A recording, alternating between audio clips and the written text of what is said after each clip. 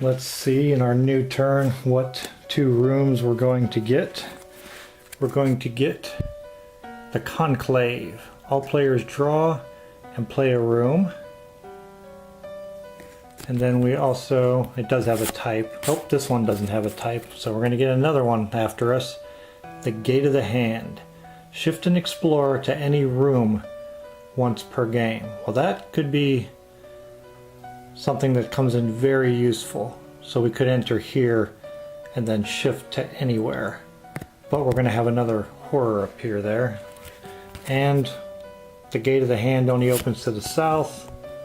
And the Conclave is open on all 4 sides.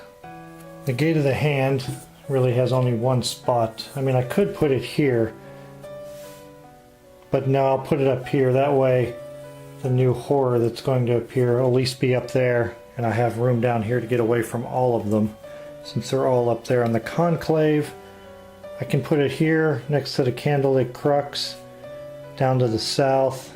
It cannot go there. I'll play it over here next to the Candlelit Crux. And we will draw a horror, and it is a bad one. The Great Old One. You may not play this horror yet. And then you may play this horror. It always rolls an extra die. Alright, so we have to wait till past the halfway point. Well, I'm not too sure on what to do here, because the rulebook says when you draw a room without a type that you draw and play any card. But then this card says you may not play this yet, and the rulebook states that the card text will override the rulebook. So I cannot play this horror yet. It doesn't have the eye symbol, so it counts as my draw. So what I'm going to do is I'm just going to put it off to the side. When we reach the 5th spot on the Doom track, if we get there, then this will come into play. And I'll bring it into play. We'll say it came crawling up out of the Gate of the Hand. So I'm just going to put it down here off to the side for now. And we will bring that out when we reach the hourglass symbol on the Doom track. I am going to go ahead and move. I'm not adjusting anything in my array right now. I'll leave the shotgun there. And I'm going to go right at the Crawling Chaos. It's going to cost me 1 move, and the room type is a wit room type, which will come into play here, and it's going to come into play against me, unfortunately. So we used up 1 move, leaving us with 4. So now I will go ahead and show you how combat works. First you would do the inscription. Look at a player's hand, we're not going to do that. Then we make our room roll, and then we resolve combat. So first we'll do a room roll. Definitely don't want a 1 or a 2. And we'll take a 4. Nothing. We'll take that. That's fine. I'm definitely at a disadvantage here, but I'm going to try and use my higher number to my advantage. I'm the one that entered the room and it attacked, so I'm the aggressor. So I get to pick which type of attack it is. I can choose from any one of these 3. Daring, Grit, or Wit. I'm going to go with Daring because 5 is my highest value. And whoever is the aggressor and chooses means the other party or the defender has to use the same one. So he's only going to have a 3. So I'll do my roll first. You start with 1 die, and then you check to see if my type, which is Daring, is the same as the room type. And this is a Wit type room that we're in, so it is not. If it was the same, I would get an additional die. And then we check to see if our type beats the opponent's type. And you see that on all the cards. These little arrows you see going around the outside. What that says is that type beats the type that it's pointing at. So Grit beats Wit, Wit beats Daring, Daring beats Grit. In this case, I am daring, so I would beat grit. But this is a wit type creature, so I will not get an additional die. So I'm only going to get to roll the 1. So you roll the die. I got a 4. And then I add on my attack type, which is a 5. So I ended up with a 9. That's pretty good. And because of my shotgun, I'm going to add 1 to my roll. So that's going to give me 10 total, which is going to make me, I believe it's going to make me unbeatable right now. And that's great because I really didn't want to lose any health. Next we would go to the Crawling Chaos, who again starts with 1 die. His type does match the room type, so he's going to get an additional die, and his wit type beats my daring, so he will get another die. So he gets 3 total dice, and that's the most that you can have for a attacker or defender. He's going to roll all 3, and the only thing that's saving me here is you take the highest one. So he has a 6, but luckily we chose daring, so he's only adding 3, which is going to make his attack a 9, mine a 10. I win this combat. And combat's really simple. If the creature or the horror wins, I lose 1 health. That's the end of the combat for this turn. If I win, the creature's defeated. If we tie, then nothing happens to either party and it's just a draw. Nobody loses any health, no one is defeated. If you defeat a horror, you can roll 1 6-sided die, and if you get a 5 or a 6, you will get to draw a find. Perfect. So we get to also draw a find. The Crawling Chaos has been defeated, so it will get discarded. I can draw a find, and this wasn't a find from a room roll, so if I do any more room rolls, then I can still get another find. And thanks to my treasure hunter, I can draw 2. And before I turn these over, I'll explain that when you can draw a find, you could draw equipment instead, but I'm going to stick with the find because you may draw 2 with the treasure hunter. So my interpretation would be if I went to a piece of equipment, I'm not drawing any longer, so a find. We found something for the head. Helm of the Immortal. When you would lose health, roll a dice. On 4, 5, or 6, you do not lose health. On 1, 2, or 3, you lose health and discard this card.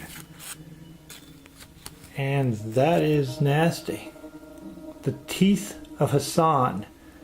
Whenever your room roll is a 1 or a 2, draw a room card and play it. Maximum once per turn. Well, that would be a way to get the rooms out a lot quicker. But I'm going to take the Helm of the Immortal into my hand and discard the Teeth of Hassan, because with my low health and the fact that we already have 3 of the tokens out for the Seeker After Horror, I think protecting my health is more important than bringing rooms out quicker. I have 4 moves left and I have to decide what I want to do. If I go into the Elder Tomb, we're going to draw another horror.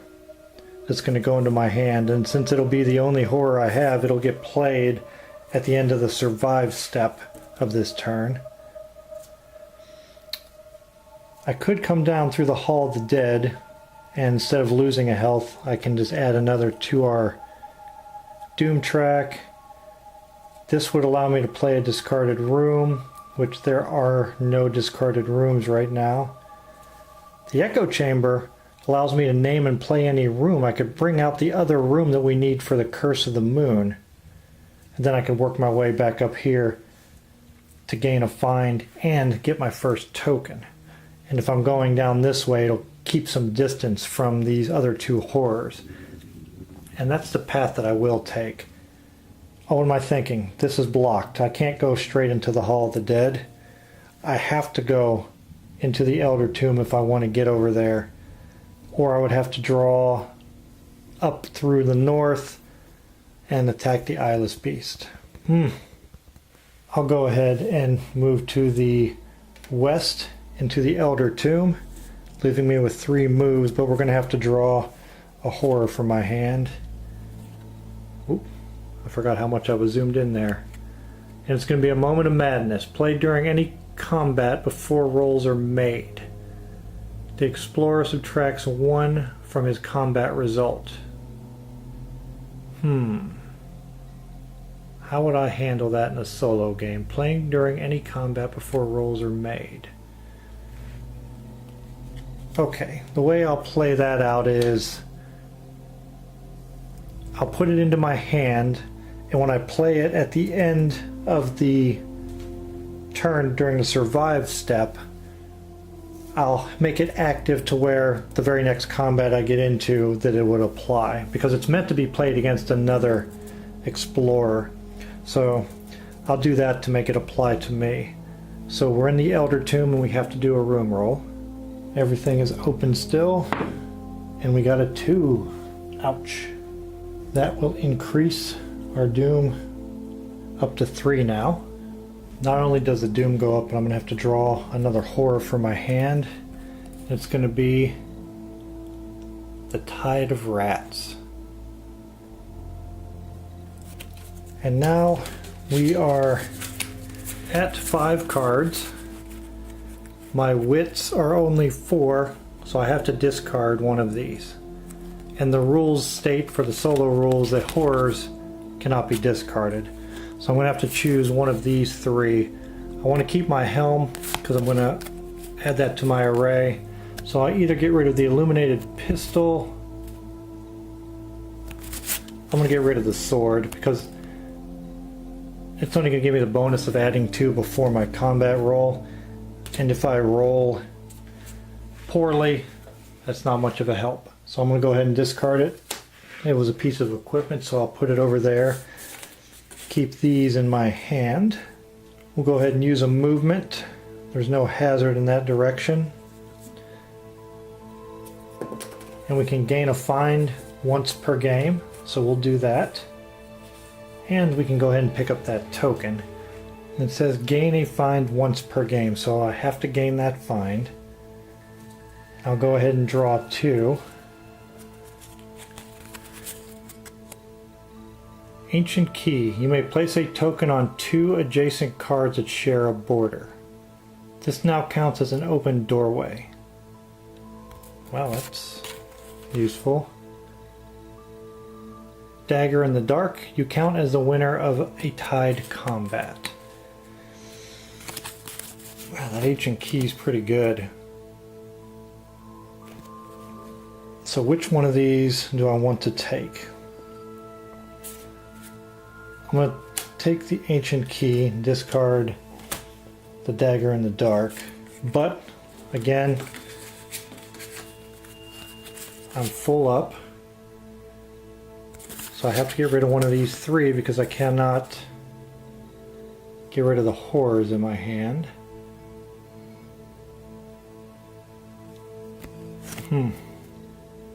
This will keep me from losing health. The key can help me travel easier. But the illuminated pistol will help me get rid of a horror. I think I'm going to keep the pistol and I'll just discard the key.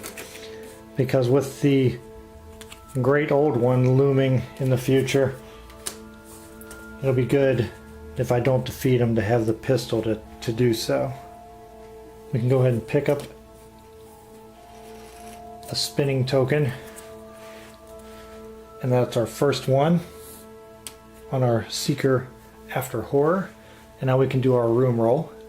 And in this turn, we've already rolled a 1 or a 2. So now this room roll is safe.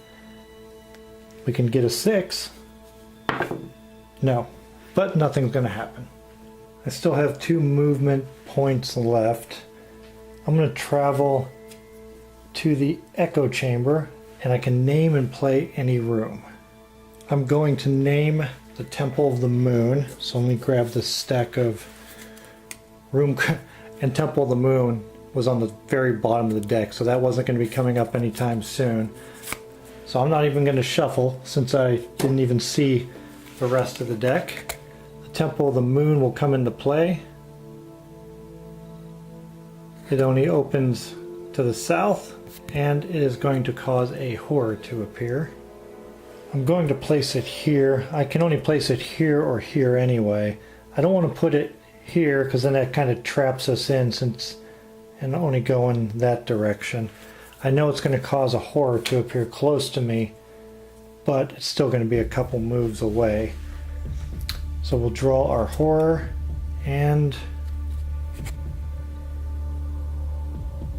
Susurrant, I'll have to look that up, slime. And it can shift to anywhere in the catacombs with a water hazard, as it's shifting one room, but not until we get past the halfway point. Here we have our Susurrant slime. I went ahead and got me a correct pronunciation. So we have a Susurrant slime we need to worry about now. But luckily it can't just shift anywhere. And unfortunately for us, well, it's also kind of good. All the creatures that are out there right now are the same type as us, which means they will not gain an advantage on us, but we will not either. The House of Skulls was a once per game, so I'm going to place this blue glass cube on there as a reminder to me that I already used that ability for the once per game and I won't accidentally do it again. We can do our room roll for the echo chamber, and at least we don't have to worry about another tick on the doom track right now because we already did that this turn. And I almost forgot, we had another horror appear, so that means another token will go down. And I have 2 moves left. I can either stay and let this come down and then I can attack it, or I can move twice and go straight at it. It would be a pretty evenly matched combat because there's no room type and we're both the same, so we're only going to get to roll 1 die apiece. I can get the advantage of the added bonus of my shotgun, and I can choose if I attack. But I'll have to travel into 2 more rooms. I think now would be the time to do that extra travel because I don't have to worry about the room roll coming up on a 1 or a 2 this turn. I'm going to go ahead and do that. Let's go for the attack. We'll go ahead and move over here into the candlelit crux. That's going to take us down to 1 left, but you may travel into 1 extra room. I would only really need that if I came back this way, which I might do. Maybe I will use that extra 1, but let's do a room roll and see if we can get a find by rolling a 6. Let's see if luck is on our side here. Well, we didn't get a find, but that's okay. Now we will go straight at the slime and attack it, and then we'll go ahead and claim another token if we're successful. The inscription says all players play their room cards. I don't have any room cards in my hand, and it's a once per game trait. So we'll put that on there to remind me that I did that already.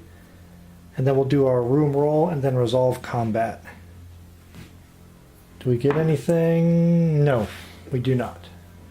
I am attacking, and I will choose... What's the best way? That would be 5 to 5. So we're going to make this an attack of the wits. I have a 4. It has a 3. I will get 1 dice, and that's it because we're the same type and there is no room type for a bonus. So we're each only going to roll 1 die. Oh, that we will take. 6. Add 1 to my roll of 7. Add 4 gives me an 11. The slime doesn't have a chance. Gets a 5 plus 3 is an 8. The slime is defeated. We'll roll a die to see if we find anything after defeating it. And we do. There was something hidden in that big glob of slime. Go ahead and discard the slime. grab another token. So now we have 2 of our tokens for Seeker After Horror. And now we have the find, and he had 2 things in there our treasure hunter found.